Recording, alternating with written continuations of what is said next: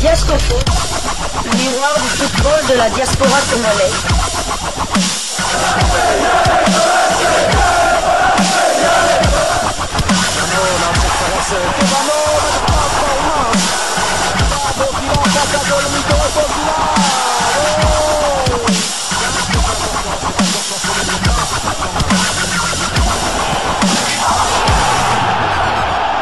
Diascofoot, le miroir du football de la diaspora congolaise. Vous êtes sur Diascofoot, le miroir du football de la diaspora congolaise. Diascofoot vous dit bonjour, tout le plaisir est pour nous de vous retrouver, mais surtout de savoir que vous êtes nombreux en train de suivre votre chaîne YouTube dédiée uniquement aux footballeurs de la diaspora congolaise. C'est l'heure de partager avec vous quelques news que nous avons pu récolter pour vous, des news concernant la tanière des léopards de la République démocratique du Congo, et cela dans le cadre de cette deuxième livraison sportive de ce dimanche 15 décembre 2024, une livraison qui nous emmène au sein du ministère des Sports et Loisirs de la République démocratique du Congo vers une co-organisation RDC Congo-Brazzaville de la CAN 2029. C'est en tout cas le souhait manifesté par le gouvernement congolais, et un message qu'on peut lire sur la page Facebook du ministère des Sports et Loisirs RDC qui dit exactement ceci: CAN 2029 vers une co-organisation RDC Congo-Brazzaville. Tout est parti d'un souhait du président de la République Félix Antoine Tshisekedi que de voir la RDC organiser pour la première fois la phase finale d'une Coupe d'Afrique des Nations de la CAF.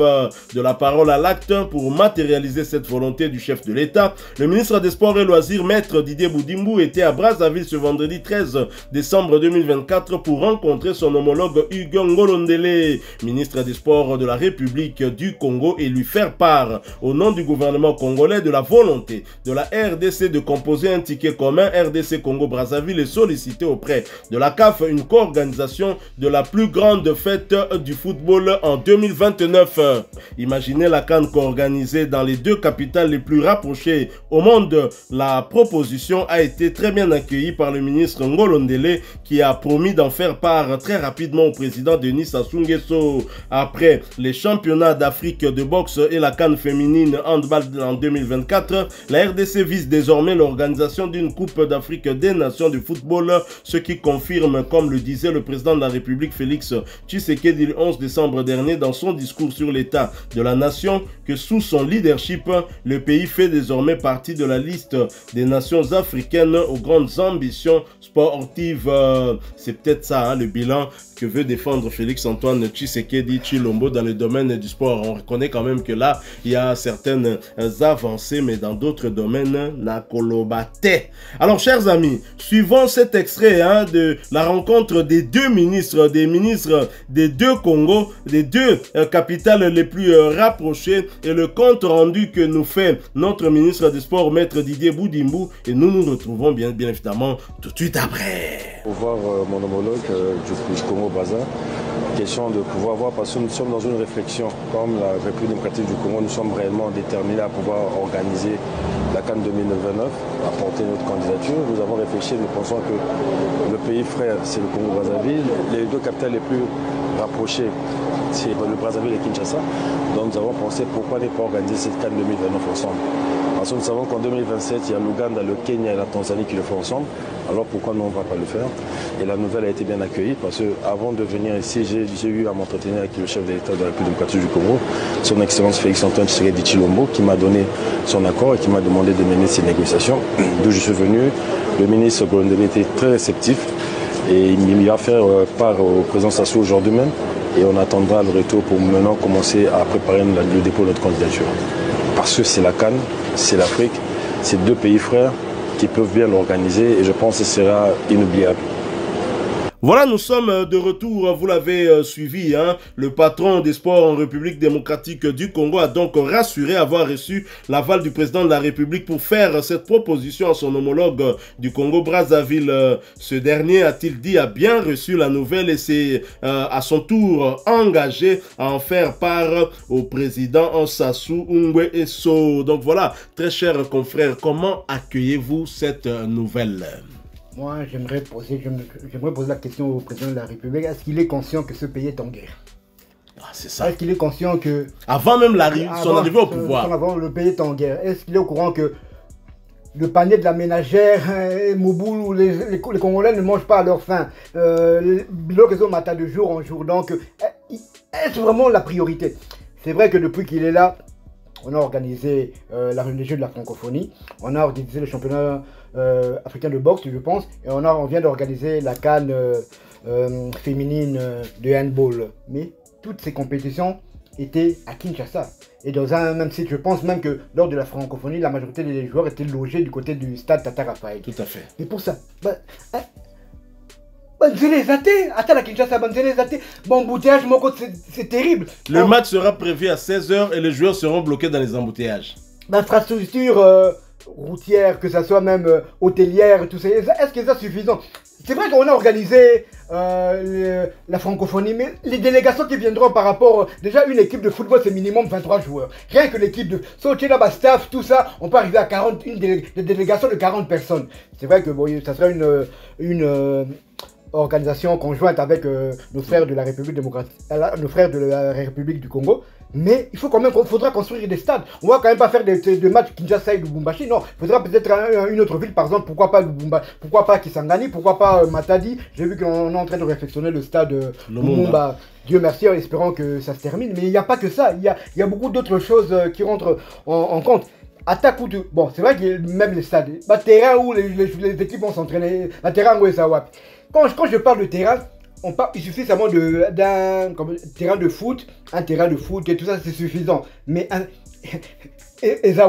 un terrain de foot avec de l'herbe, je n'ai pas terrain gazon avec le gazon naturel. On a vu, nous on n'a pas besoin que ce soit un stade où les joueurs vont s'entraîner. Non, un terrain.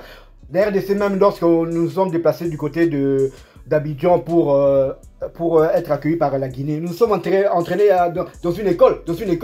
Mais il y a un terrain qui permet que les équipes s'entraînent dans de très très bonnes conditions.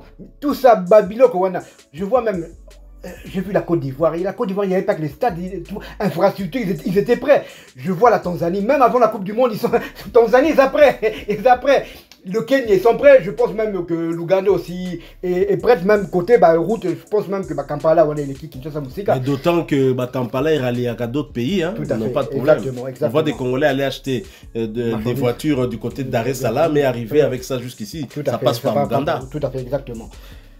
Et donc, je me pose beaucoup de questions et je ne sais pas. À juste titre d'ailleurs, alors moi ce que je me dis CAN 2029, c'est que le chef de l'État dans son planning, il se dit qu'il va terminer cette guerre avant 2029. Parce que sinon, je n'arriverai pas à comprendre. Hein, on a un sérieux problème avec la gestion des priorités. Quand même, le chef de l'État est arrivé depuis 2018, il a trouvé cette guerre, c'est vrai, et cette instabilité du côté de l'Est du pays, mais jusque-là, il n'y a toujours pas de solution. Toute l'énergie qu'on dépense justement à organiser ces événements sportifs, si on le mettait pour terminer la guerre, je pense qu'on serait quand même assez avancé aussi. C'est vrai, nous sommes sportifs, nous voulons organiser des grands événements pour l'histoire, hein, mais ça c'est beaucoup plus dans un but marketing, soigner l'image. Mais on va quand même, cela ne va quand même pas occulter tout ce qui se passe du côté de l'Est du pays. Mais il faut quand même rappeler que l'organisation de la CAN 2029 en RDC fait partie des nombreuses promesses du président Félix Tshisekedi. Ce sont peut-être parmi les promesses qu'il est capable de réaliser. Je ne sais pas, parce qu'en tout cas, les promesses, il y en a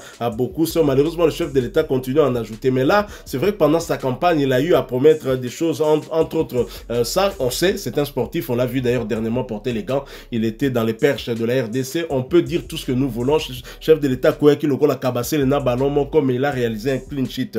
Au moment où lui, il est dans les perches de la RDC n'a pas encaissé de but. C'est ce que moi, moi je retiens. Alors, cette décision du gouvernement congolais est certainement motivée, vous l'avez rappelé, par des organisations réussies, hein, notamment des 9e Jeux de la francophonie qui avaient réuni plus de 20 pays avec plus ou moins 4000 athlètes quand même ici chez nous en République démocratique du Congo. Et il y a quelques jours, la ville de Kinshasa a également accueilli, organisé la CAN handball féminine. Vous l'avez également rappelé, la compétition s'est déroulée au gymnase jumelé du stade des Martyrs, infrastructure acquise grâce à l'organisation des Jeux de la francophonie. Vouloir organiser la CAN, c'est bien, mais quid des infrastructures sportives permettant à la CAF d'octroyer une telle organisation? Ça, c'est la problématique que vous avez soulevée aussi, hein. On va essayer un peu de scruter justement ces infrastructures, les infrastructures que nous avons et ce qui nous manque quand même. Alors, en termes de stade, la capitale Kinshasa dispose de 2 terrains, à savoir le stade des Martyrs ainsi que le stade Tata Raphaël, même si ces derniers auront besoin de réflexion pour avoir l'approbation de la Confédération africaine de football. Certes, le stade des Martyrs a l'autorisation de la CAF pour que nous puissions y jouer, mais le stade des Martyrs ne répond pas encore totalement aux normes exigées par la Confédération africaine de football. Et que dire du stade Tata Raphaël qui n'a même pas encore été évalué, donc il ne répond pas aux normes. Il faudrait réflexionner afin que ces 2 infrastructures répondent aux normes. Alors, à l'intérieur du pays, outre le stade du tout-puissant Mazembe, nous avons aussi celui de la Kenya, réhabilité il y a peu. Les 2 se trouvent à Lubumbashi, dans la province du Haut-Katanga. Le stade du tout-puissant Mazembe n'a pas de problème, répond tout à fait aux normes. Et dernièrement, le stade de la Kenya avait aussi été évalué, mais je pense qu'il y a quand même des améliorations à apporter. Nous avons également plusieurs autres stades qui pourront permettre l'organisation de cette fête africaine. Il y a notamment le stade Lumumba de Matadi, vous avez fait allusion à cela, en pleine construction du côté de Matadi. Et le football au Congo central est mort à cause des infrastructures, notamment ce stade-là, Lumumba. Et j'espère que cette fois-ci, la construction ira jusqu'à son terme. Didier Boudimbo Ozamo na Congo central. Didier Boudimbo Ozamo na Congo central. Stade Lumumba. Na kota stade wana. Donc tout le monde a yango. Et si la construction nango ici là. Et on s'abisso bien mingi. Nous avons aussi le stade de Joseph Kabila de Kindu. Mais qui ne répond malheureusement pas aux normes. Puisque Maniema Union joue ces matchs ici. Mais nous l'avons déjà. Et donc on pourrait les rendre aux normes. Ça peut répondre aux normes. Nous avons aussi le stade Kachala Bonzola de Mbujimayi. Qui pourrait aussi après réflexion répondre aux normes. Mais ces derniers, je l'ai dit, hein, devront être quand même rendus aux normes exigées pour qu'ils rentrent en compte. Sinon, le gouvernement sera dans l'obligation d'en construire d'autres. Bon, certes, on ne va pas finalement parcourir tous les stades dans toutes les provinces, puisque si cette CAN doit être organisée, ce sera une co-organisation. Et donc, on pourrait avoir peut-être, je sais pas, 4 villes, Brazzaville, Pointe-Noire, Kinshasa, Lubumbashi. Et ce qui pourrait peut-être simplifier des choses. Ou peut-être 3 villes, je ne sais pas. Je ne sais pas, Congo-Brazza, si du côté de Dolisie, il y a des infrastructures. Hein. Je pense que cela pourrait être possible. Ou bien 2 du côté de Brazzaville, peut-être 3 ou 4 du côté de la RDC, c'est aussi possible. Donc, tout, au lieu d'envisager d'organiser la CAN, il faudrait penser en amont d'abord à la réhabilitation des infrastructures, je dis en général, les infrastructures routières, hôtelières et même des infrastructures sportives. Donc tout cela entre en compte justement pour une telle organisation. Certes, on reconnaît que les 9e Jeux de la francophonie étaient une réussite. Bravo, Fachi Béton, mais il y a beaucoup de choses qui restent à faire. C'est vrai que du côté hôtellerie à Kinshasa, on n'a pas vraiment beaucoup à se plaindre avec l'ancienne Grand Hôtel. Pullman, nous avons l'hôtel du Fleuve, nous avons Hilton, nous avons Rotana. Il y a Béatrice, il y a quand même de ce côté-là, il n'y a pas vraiment à se plaindre, mais c'est vrai, il en faut quand même. Il en faut quand même. Si des pays comme la Tanzanie qui, en termes de tourisme, il n'y a pas photo avec la RDC continue quand même à construire des hôtels. Je ne vois pas pourquoi la RDC devrait en rester là. Mais c'est vrai, il faudrait peut-être 2 ou 3 villes. Mais moi je me demande, est-ce que ce serait pas quand même une première au monde? Un pays en guerre. Je Imaginez-vous comme Zelensky qui veut organiser l'Euro en Ukraine alors que la Russie bombarde tous les jours. Bon, je ne pense pas que ce serait une première, surtout pas en Afrique. Rappelez-vous de la CAN organisée du côté de l'Angola, les Togolais. Ils ont même été attaqués. Donc, dans un pays qui connaît une insécurité, c'est toujours possible de faire de telles organisations, surtout un grand pays comme le nôtre. Mais sur un plan moral, même là, ça me décourage. Mais je me dis que Fachi sera organisé en 2029, c'est qu'il y a aussi sa guerre avant. Ne m'expliquez pas autre chose. Bon, déjà dans l'organisation, normalement, ça censé ça la yété. Pour Fachi 2028, il y a la popo. C'est après 2029, il sait qu'il sera là. C'est la yébi qu'on continue. On continue le mandat. On continue le mandat. On a glissé. Moi, glissement, quand on Kabila Salaki. Pour Asala Yango. Mais d'un autre côté, je me dis, bon, si Dieu nous prête vie, parce que le pouvoir de la vie et de la mort est à Maboko Nkolo, s'il nous prête vie, moi, je ne serais pas contre à l'idée de vivre une canne chez moi avant en tout cas, qu'il n'y ait pas Nkolo. Je ne serais pas contre, mais bien évidemment, si la RDC doit organiser avec le Congo-Brazzaville une CAN et si nous devons être en co-organisation, qui peut être un meilleur partenaire que le Congo-Brazzaville, le Congo-Kabassé, le Kouyanamaïdi.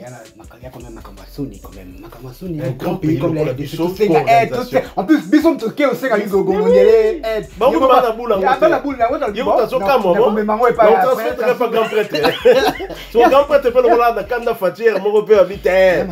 mais normalement, nous devrions être capables de l'organiser nous-mêmes. Mais nous-mêmes, c'est un pays continent quand même, la RDC.